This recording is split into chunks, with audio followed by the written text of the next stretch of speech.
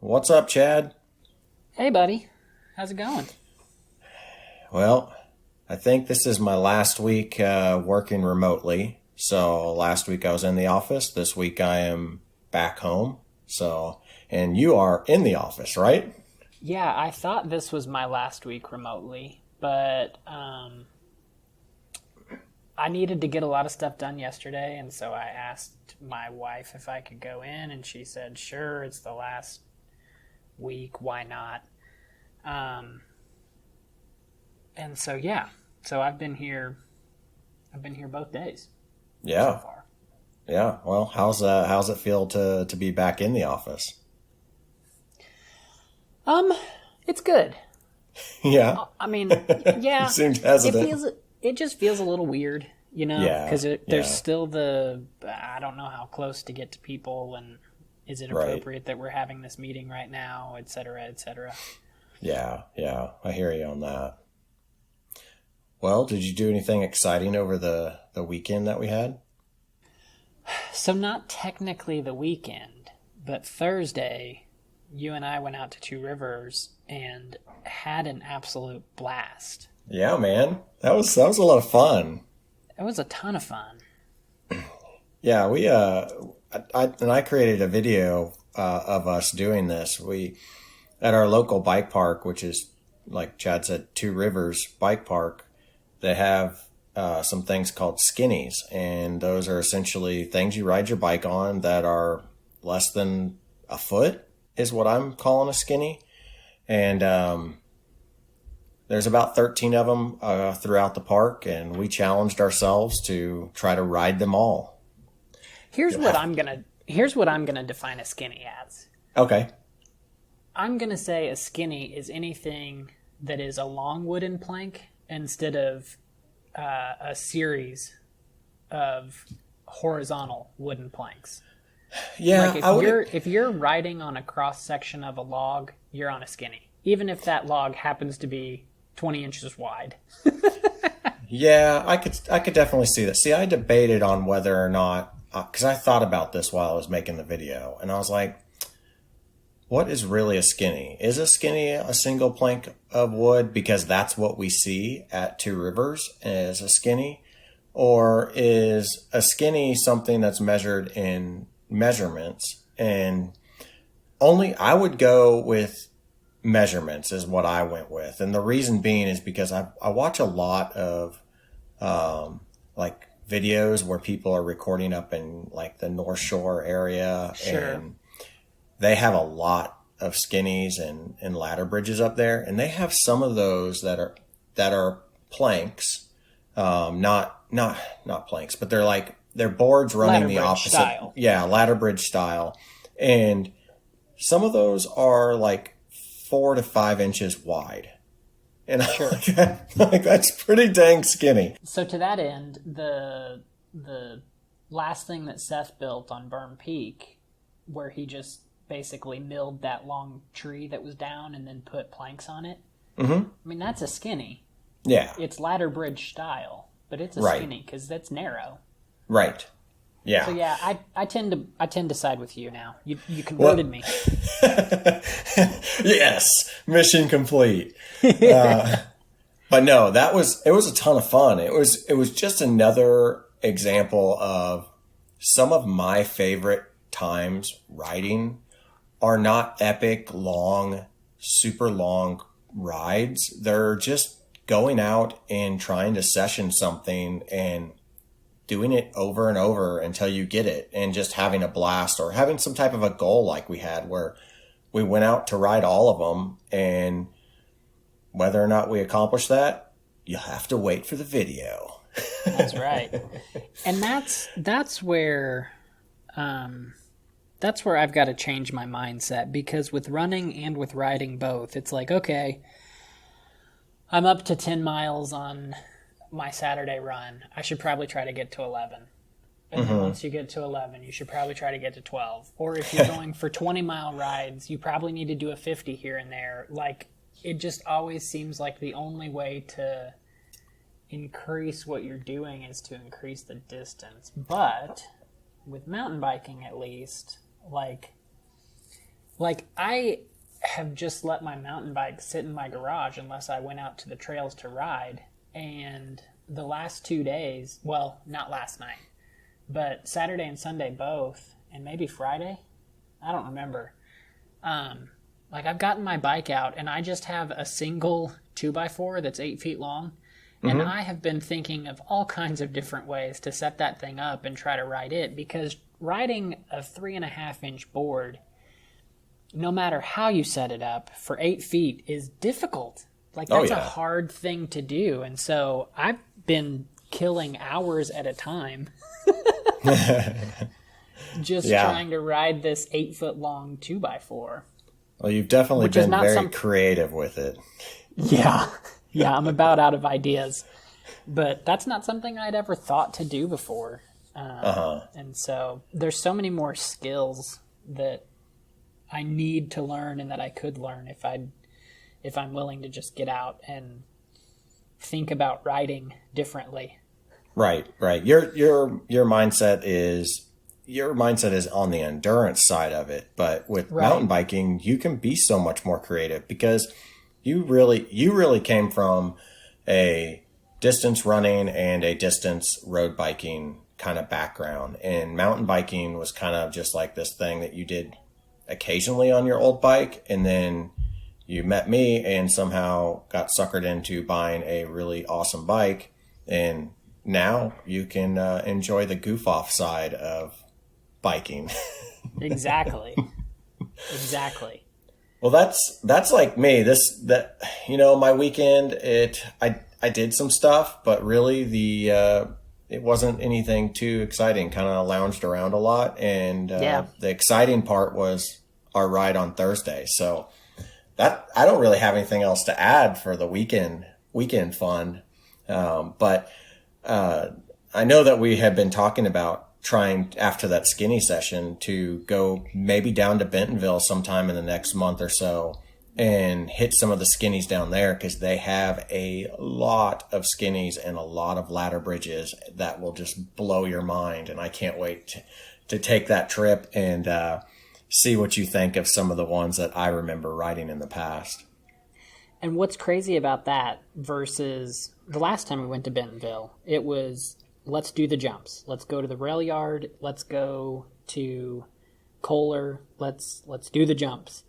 Yeah. And to go to the same town and focus on something completely different is crazy. And that's why Bentonville is so awesome, because that town is insane. Whatever kind of riding you want.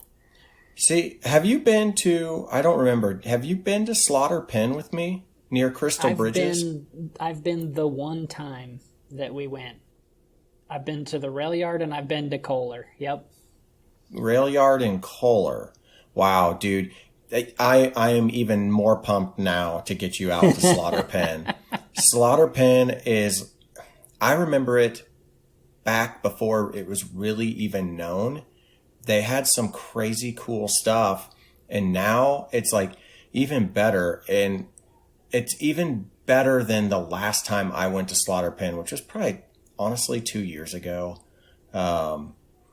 It just keeps getting better and better. And some of the videos I've seen come out of there lately, I'm just like, oh my gosh, this is the Mecca, and it's so close. And I should be going a couple of times a year just for a day trip, because there's so much riding down there that you can do. So I'm super pumped now. Topics today, I just have one topic, and this is a topic. We have talked about Strava in the past, and we have talked about their lack of doing things, and we have talked about things we like about Strava. They had some major changes with upper management. From what I heard, some of the old original guys came back, and now they're making big changes that I want to talk about in this episode. What do you got? I just want to touch last week we talked about Elon Musk. This week I want to talk about Jeff Bezos. Oh, fun. All right. Well, I say we jump on into the topics and get to talking about it. Let's do it.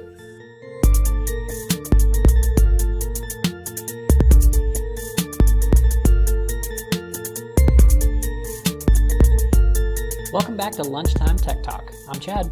And I'm Mike. Well, do you want to talk about Bezos first, or do you want to go through the wonderful world of Strava changes? Let's do Bezos because I think this is a quick hitter. I saw an article yesterday. I actually think it's from last week, but I saw it yesterday. There's a company, it's not Forbes.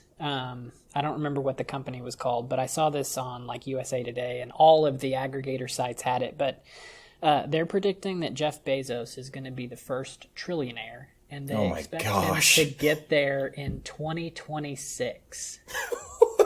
No, that's I can't wrap my head around that, Chad.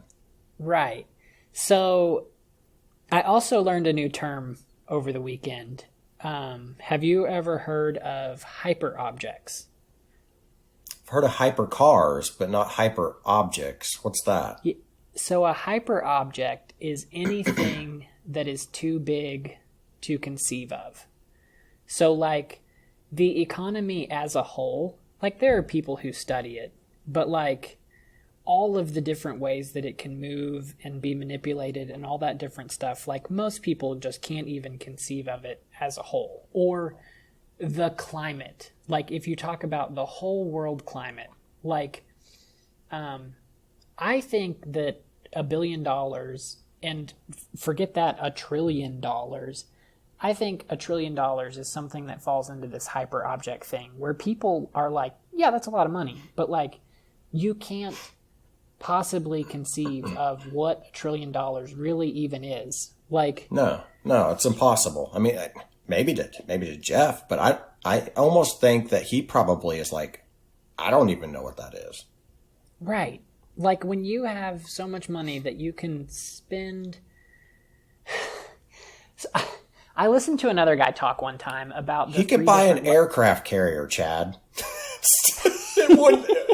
It would have no effect on his account. Exactly. Like when you can spend money and it doesn't matter, then what even is it? But I listened to a guy one time on like a personal finance podcast talk about the 3 different levels of rich. And the first level of rich is just you pay your bills and you don't think about it. The second level of rich is you go to a restaurant and you don't look at the price on the menu. Mm-hmm. Like any restaurant. And I was like, okay, yeah, I'm not there. Because I can pay all my bills, but when we go to a restaurant, even if it's Cheddar's, I'm still looking at like, okay, well, do I want a $9 meal tonight or 12? Like, can we really do right. Well, you know? Right. Let alone if we like went to Flame or something like that. But and then the third level of rich is you can take a trip wherever and you don't care how much it costs. And he's like, anything beyond that is all the same. Like, because if you can take a trip, something that flippant, and it doesn't matter how much it costs, like, you can do pretty much anything else in your life, too, that you want to. And so, this Bezos level is just... But, anyway, the other thing I wanted to mention is, while I was reading the article about him becoming a trillionaire, there was an ad in the middle of the body that was obviously auto-generated by trigger words. But it was for an investing site, and it was like, do you want to become the next trillionaire? Click here to find out where to invest. And I was like, no one's ever been it before. You can't tell me what to do to get there. Right. Thanks for the advice, but you're not there yet either. Right. Oh, man, that's so crazy, dude. Us plebeians, we just sit there and think, what would it be like to win $1 million? What would it be like? Yeah. I mean, people do crazy stuff, Chad, to win $1 million on TV.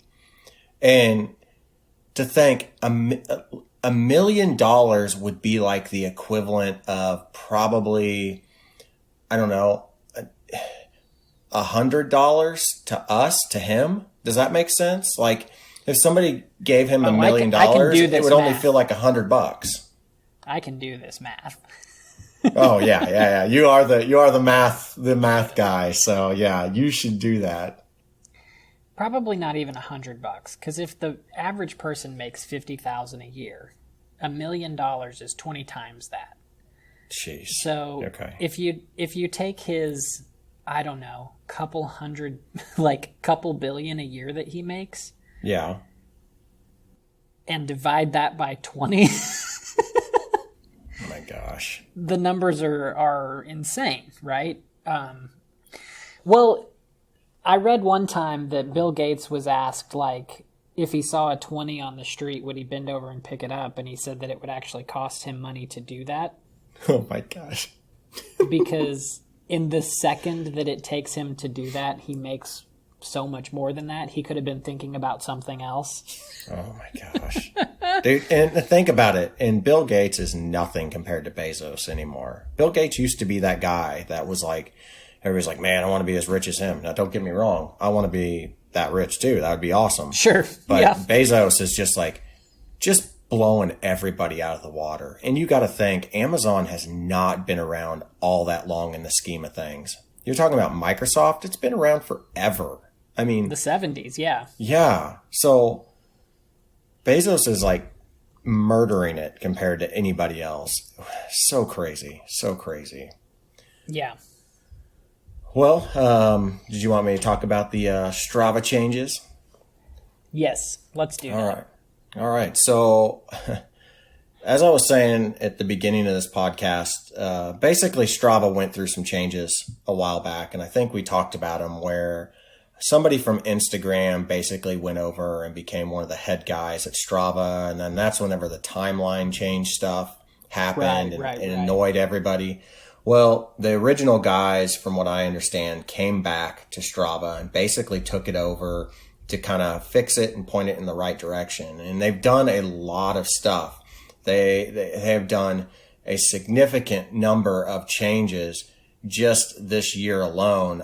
I don't have the exact number up here, but it was hundreds of changes that they have made.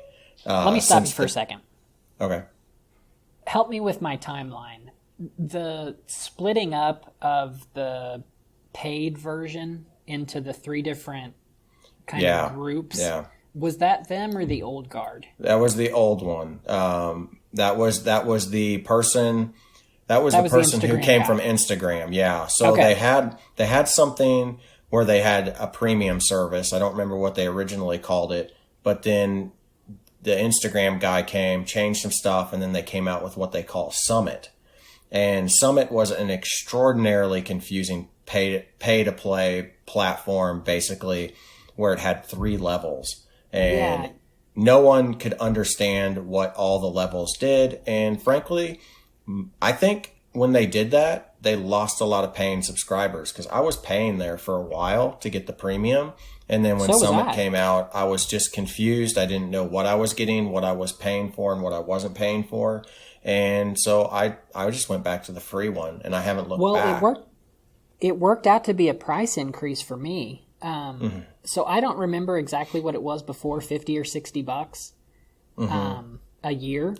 Yeah, I think that's right. And to get the features that I was using, I had to buy at least 2 of the 3. And if you buy 2, you can buy 1 or you can buy all 3. And so if I wanted to get all of the features that I had been enjoying before, like, I had to buy the full 3-tier package, and it was more. Right. And so they market it as, well, if you only care about this, then, you're saving money because you don't use all these other features. And Right, they but it broke was like- up, and that's not actually how it works. Yeah, it was like a cable company, right? Like, Yeah. here's 30 channels for $50, but you don't care about any of those channels. You want the ones that are in the $100 package. Exactly. Yeah, so now they have gotten rid of Summit, and they've gone back to the single pay option. And basically, there's a free option and a paid option, and the paid option is $5 a month. So it's back to 60 a year. Yeah. We're back to the original price of Strava, which is great. And I think it'll attract a lot more people. I'm still a little hesitant just because honestly, I'm not really looking at a lot of the stuff on Strava anymore. It's just kind of a database to store my information.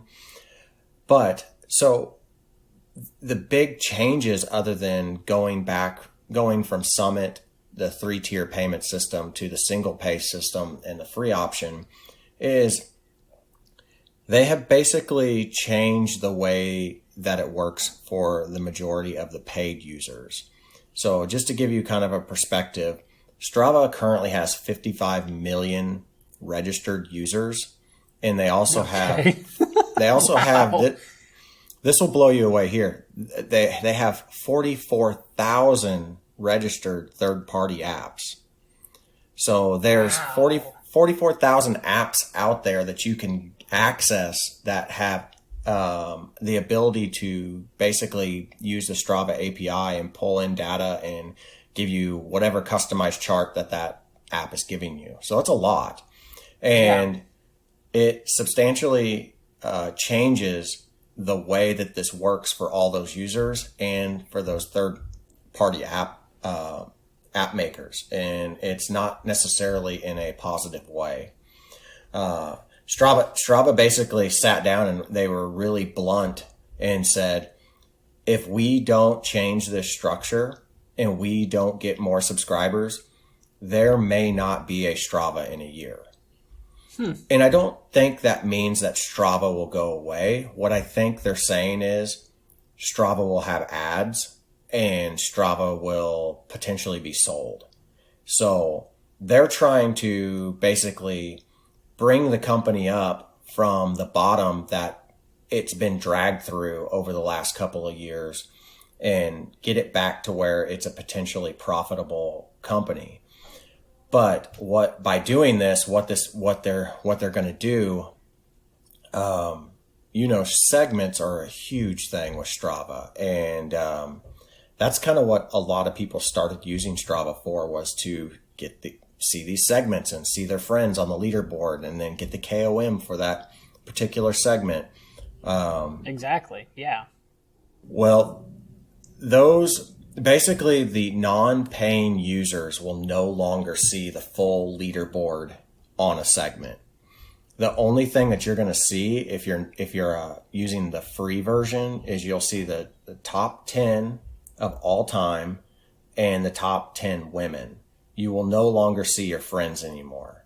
And that's a huge pull for people to start using the paid version, because me personally, and I'm sure you're kind of the same mindset at this point, if you go around Springfield area and you try to get a segment, there's a high probability that it's somebody that you don't know, that you're not friends with, that has that segment, and it's a speed that's so insanely fast that you're probably not going to get it. Yeah, So, they've definitely gotten to the point where Strava has been adopted in Springfield for long enough that everything has hit its pretty much its peak. Like, right. if you wanted to get a segment, you would have to train for a specific segment, and and really, really train for it, and get intimate with it, and know where the curves are, and know where to push, and get your cardio way up, because there's just nothing left, really. Right. Right. And basically the big pull is like seeing the segments that your friends have done, and then trying to compete against the people that you ride with on a regular basis or every once in a while, but you know them personally. But racing against that unknown person, I don't know, it could be my mentality, but It's not fun. it's I not, don't it's know not, that person. yeah, it's not fun. And, Strava's been around for so long. It's kind of old too. Like, that was cool back in the day, but now it's just like, meh, okay, whatever. I don't know. Segment hunting is no longer a thrill for me. I don't, I don't know. I like to see myself improve more so than I like to see myself beat others, just because I don't know. It's just, I've been there, done that, and it just seems like not as fun anymore. How about with you?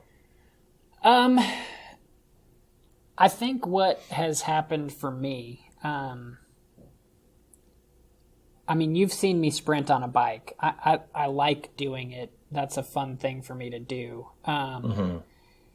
The sprint segments around town, first of all, I'm not in shape to do them right now anyway. But the sprint segments around town have gotten pushed so low that, like, they're pretty much set. No one else is going to beat them. You might tie it, but I can't see it actually going, like, a second lower. And then anything else either has been set by a Peloton, which you can't do by yourself. Right. Or it's, we actually have some, like, semi-pro riders around here. And so some of the stuff is just, it's unachievable. And so segment hunting is fun when you're in shape.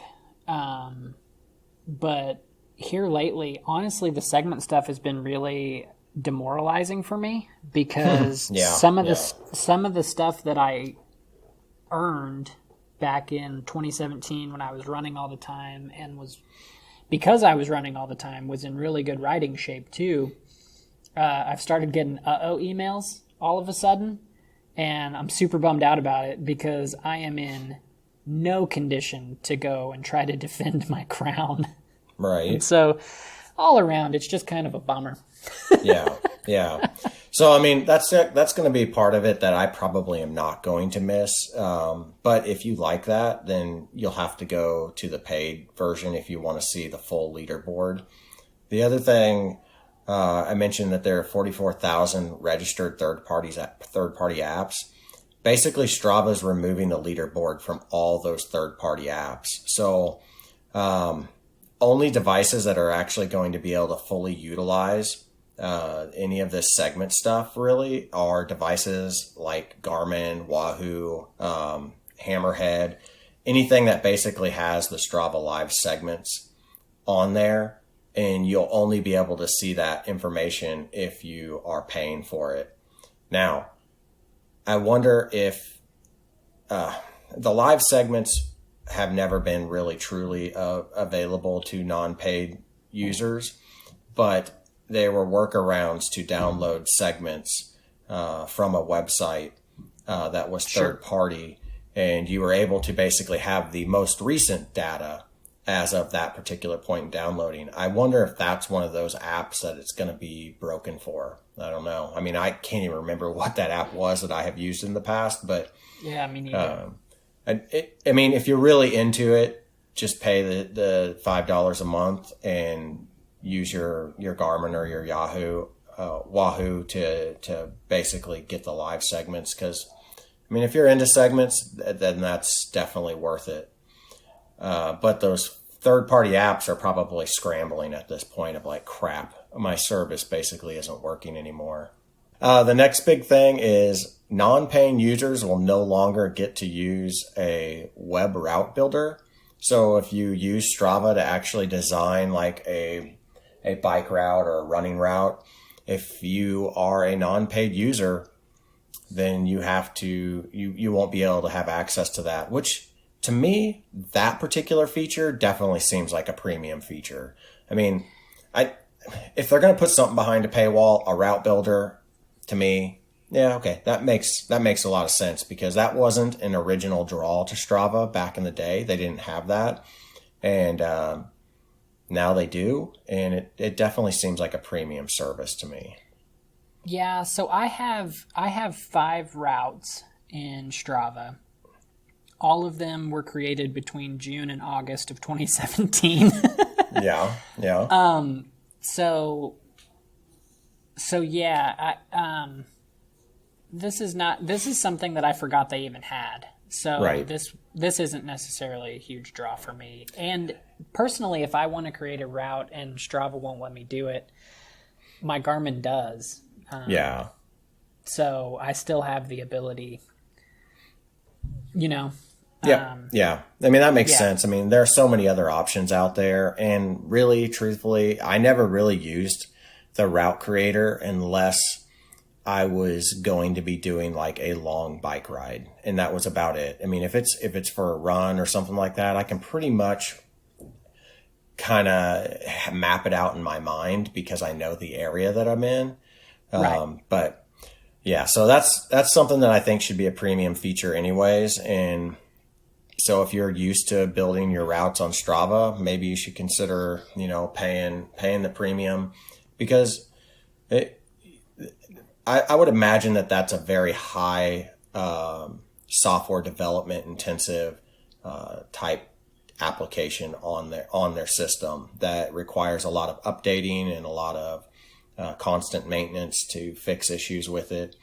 And that's pretty much what you're paying for whenever you pay for a subscription, is you're paying to support the product that's being developed and keep the bugs from coming out.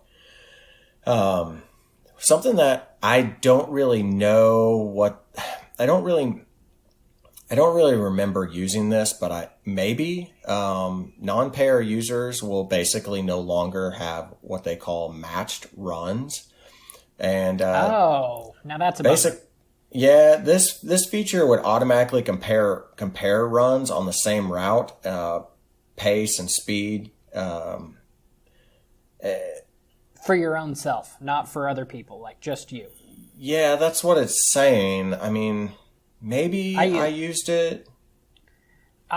So it's not something necessarily that you use, but it's something that you look at. So anytime you finish a run and you hop into the app, I've noticed this specifically it's on the chart. App. Is it Yeah, that the chart? little chart at the bottom that says, Yeah. Here's how you did in the past. You're trending up or you're trending down or whatever. Yeah, that always made me sad. But on a positive note, being that this is going behind a paywall, they also introduced matched rides, which wasn't a feature before. It was only matched runs. So there are quite a few changes. There's some stuff I just want to kind of go over real quick what you get whenever you pay for it versus whenever you don't. So the 3 features that you're going to get whenever you have a subscription or a free account, you get these with both. You're going to get the activity recording, you're going to get device support, and you're going to get the social networking. So basically the Facebook style looking like thing that we see on Strava whenever we log in, and you can communicate and give your friends kudos and comment and all that stuff. And you can record an activity, and you can upload from like your Garmin. I mean, all that stuff is free, but the things that are not free, that are only in the subscription account side: route planning, segment competition, training dashboard, heart rate and power analysis, advanced metrics, goal setting, training log, compare efforts, beacon, personal heat maps, partner peaks, and premium support. So there's several things in here that I don't even know at this point that are going to affect me. That training log looks like that might affect me, because I think that's the one that I looked at. Their calendar system was kind of weird. I can't ever remember if I looked at the calendar or the training log, but the training log is the one that I use. Is that the one with the circles? Yeah.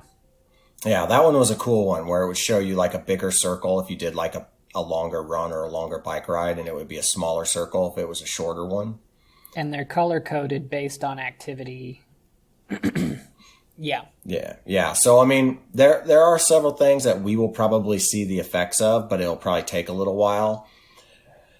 But do you know, so this is their plan. Like everything you've mentioned so far, I've had the website pulled up while we've been talking, and like I still have access to all the things that you've mentioned. Do you know when this is supposed to take effect? From what I gather, it was supposed to be already in effect. You can do, because I mean the new service is actually running, like the new price. But they might be delaying on when they start turning off stuff. I don't see anything in any of the articles that I've read so far that's just popping out. I mean, I read a DC Rainmaker article, but the problem with DC Rainmaker, I love his stuff. He's very, very long-winded. So Yes, he is. he's very detailed. Long-winded might not be the right word, but whenever you're somebody who is like, I'm always like TLDR. And so I like to skim his stuff and look for the highlights. But here's the deal. You can get a 60-day free trial. So you can try it out. And if you find that you're not using it, or you are using it, or you miss it and you want to try it, you get 60 days. That's a significant trial. I mean, that'll last you through nice. almost summer. So pretty good. Yeah. And I had forgotten about this, but I'm out here looking. So they also have perks for membership. So you can kind of justify, like, you can get 20% off a $100 order for New Balance. And they've got some different supplement websites and stuff that they're partnered with. So if you need to somehow justify your cost, you can do it. Yeah. If you're going to pay for the 4 months of summer, that's $20. If you get 20% off a $120 pair of shoes, that's over $20. So Yeah, that's true. That's pretty good. You can work the math in your favor, right? If you just time everything up. But I don't know. Yeah. I mean, I if this is what Strava has to do to keep their doors open and keep the app running, that I know so many people really like, but almost everybody I know only uses the free version. I have no idea how they've made it this long without advertisement and charging people and in a more aggressive way. Oh, selling data. They sell their heat maps. Yeah, that's true. And I don't know if that's something that they're going to slow down on. But yeah, that is true. I mean, I totally forgot about that. And I'm glad you brought that up, because if they're still selling their heat maps and stuff, and maybe their maps aren't as valuable as what they used to be, I don't know. Maybe they had to scale it back big time because of that whole military base thing that they had issues with a year or so ago. They could have gotten their hands slapped pretty significantly. So I don't really know, but and who knows? Maybe I'll come back to the $60 a year thing. I don't really know at this point. I'm just going to have to just see how I use Strava in the future, and if I feel like it's something that I'm like, yeah, I missed that, then maybe I'll consider it. I'd have to get pretty serious about training for something again in order for me to go back to paying for it. Because at my current fitness level, none of the stuff that I used to use interests me at all. Because I looked at the fitness and freshness charts, and I played with segments, and it's fun to run the same route 3 weeks in a row and see your times dropping, or run it once a month or whatever with that route match feature. And so none of that right now interests me at all. Yeah. Well, we'll see how they do. I mean, only time can tell. Yeah. But you want to do some crazy tech? Let's do some crazy tech. All right.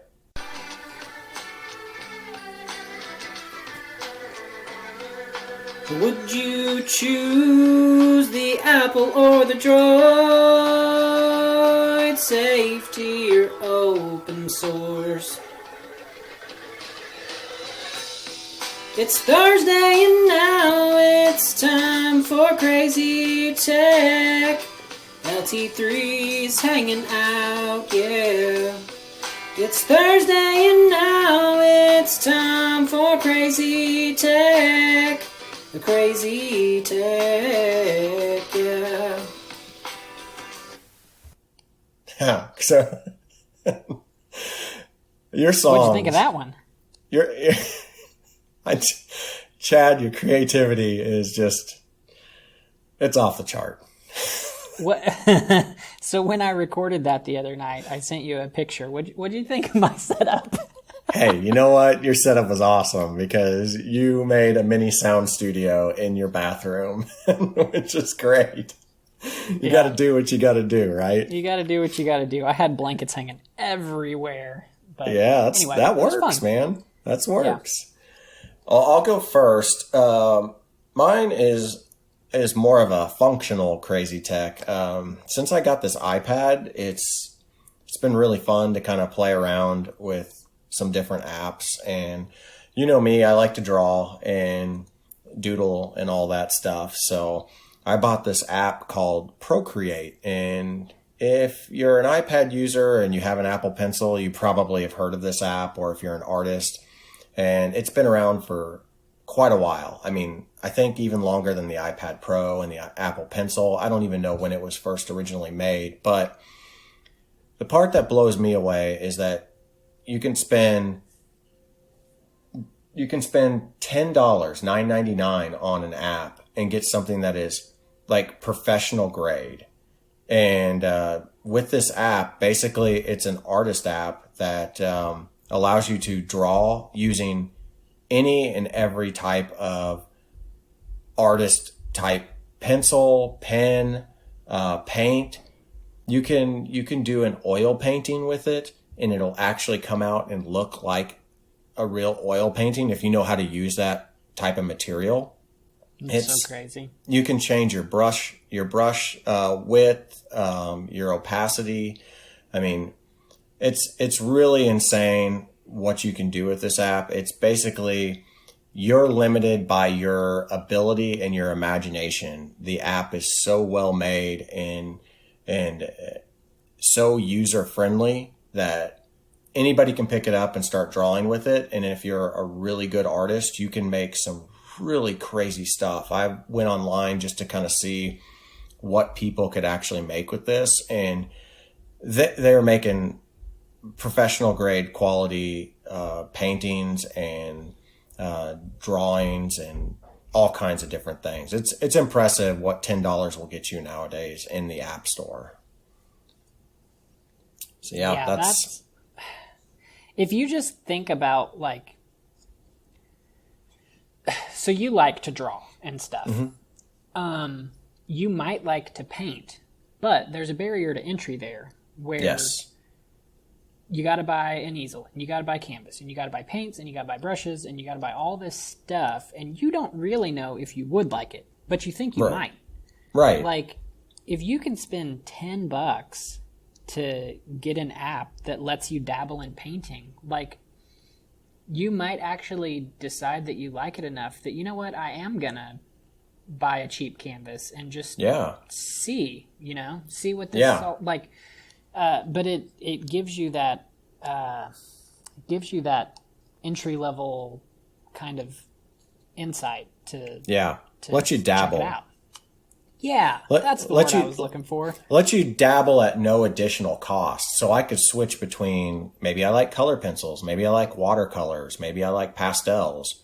I can switch between all those mediums, figure out like what I feel really good with or what I feel more comfortable with. And then if I want to, I could go out and buy the real things and try the real things instead of spending hundreds and hundreds of dollars and figuring out that, I'm not good at that medium. So I'm gonna pass on this one and then go spend hundreds more dollars on another one. But with this app, it's easy to switch between all the different mediums to figure out, this is the one that I really enjoy. So that's my crazy tech. Nice. So my kids are turning 2 this weekend, which is pretty exciting. But they like to color because, again, they're turning 2. But we got them these books from Melissa and Doug. That's a toy company. Mm-hmm. They're called Water Wow, and they come with like 5 pages, and they're made out of cardboard, and the pages are blank, or they're not blank, but they're not colored, obviously. And then it comes with just this little tube that has bristles at the end, and you fill it with water. Nothing else. And you paint, basically, these pages, and when they get wet, one, the shapes that you can see get colored in, but 2, there's also like hidden things that don't get revealed until you color the page. Yeah. And so, like, we got my son a car one and we got my daughter an animal one. And so, like, the car one, on one of the pages, it's like, hey, try to find 6 traffic cones. And, like, once you color the page completely, like, you can see the 6 different traffic cones or whatever. But you just let them sit and they dry and they turn clear again. And then you get them wet again and they color again. And it's magic and it's voodoo. And the world is run by wizards. Yeah, these things are really cool. My kids had some of those whenever they were little, and the thing that I like about them the most is, besides the reusability, is it's just water. You don't want to give water. A 2, 3, sometimes even a 4-year-old a permanent marker or some type of a marker without being 100% guided and supervised, like hovering supervised, because they'll mark on something. Right. Yeah. And they might not mean to, or they might mean to. I mean, you never know. So, but with these, you can give them these little paintbrushes with water in them, and they can paint away. And it looks like, and it makes them feel like they're doing a good job at it too, because it keeps the colors where the colors are supposed to be. Yeah. So Crayola also has something that we didn't buy, because so you have to buy coloring sheets and they're one-time use, and then they have these special clear markers, and so same thing, like they can write anywhere and you won't notice it, but yes you would. Like if they took that clear marker and drew on the wall, I'm certain at the right angle you would see residue. Yeah, probably. I would imagine. And the only way to get it off would be to, I don't know, you might be able to get it off with like a magic eraser, like the Mr. Clean thing. Mm-hmm. Or you could paint, you know? Yeah. Like this truly is water, and that's it. Yeah. The magic is in the page. And so I'm a huge fan of it. And I've cleaned crayon off the back of our nice kitchen chairs a few different times. They, for whatever reason, will not color on the table surface, but they will turn around and color on the back of the chair. Of course. I mean, that's just what kids do. That's just what kids do. And it comes off really easy, which is great. But I love giving them these water books. They're the greatest thing. Yeah, they're very cool. So that's my man. crazy tech. It is crazy. I agree. The world is ran by wizards. As long as we agree. Yes. Well, I think that's everything for this week. What do you think? I think that's it. All right. Why don't you let them know where they can find us? You can find us on Facebook and Instagram at Lunchtime Tech Talk, and you can find us on Twitter at Lunchtime Tech T1. We have a website, lunchtimetechtalk.com, where you can browse show notes, listen to past episodes, connect with us, send us an email if you want. There's a link for that on there. We have a Patreon page, patreon.com/lunchtimetechtalk. We've got a couple of different tiers, and there's some unreleased audios out there. So you can listen to like our unreleased episode 0 and some quick hit bites of information that Mike put out. Other than that, you can find us on all of the podcast platforms, wherever you found us, and you can find us on YouTube. You can find me on Twitter, Snapchat, and Instagram at MSUMAC. That's MSUMACC. Mike, where are you at? The easiest way to find me is just go to runbikemike.com and look at the top menu, and you will see all of my social media links, including a link to my YouTube channel, which is where you can see all my fun little videos. And I'm more active on, I would say, Facebook and Instagram. Twitter, I do a little bit, but not a lot. So if you want to see a lot of stuff, go over to Instagram and look for Run Bike Mike. Hell yeah. Oh, yeah. All right, man. That'll do it for this week. I guess we will see you guys next week. See you then. Bye. Bye.